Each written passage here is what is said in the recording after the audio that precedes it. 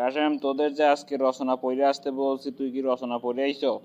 জি sir, আমি সব রচনা পড়ে আইছি। আপনি আমাকে রচনা জিজ্ঞেস করেন, আমি তো রচনার ডিকশনারি। আচ্ছা, তুই পারলে একটা বউ নিয়ে রচনা বলতো। স্যার, এটা তো পানির নেহান সোজা। বউ একটি গৃহপালিত প্রাণী, এরা গিন্নি নামেও পরিচিত। এরা সাধারণ মানুষের মতো হাত পা নাক কান সবই আছে, তবে জিনগত সূত্রে চাপা বলে একটা জিনিস পেয়েছে। পাশের বাসার বাবির সাথে চাপাবাজিতে এরা অতুলনীয়। আর হিন্দি সিরিয়াল এদের কাছে কেএফসিতে মুরগি খাওয়ার চেয়ে উত্তম। হাজবেন্ডের সাথে ঝগড়া করে জয়লাভ না করা পর্যন্ত এরা সংগ্রাম চালিয়ে যায়। হাজবেন্ড একটু রাত করে বাড়ি ফিরলে হাঁড়ি পাতিল যা আছে সবকিছু আলোর বেগে ছুঁড়ে মারতে কোনো দ্বিধা নেই এদের।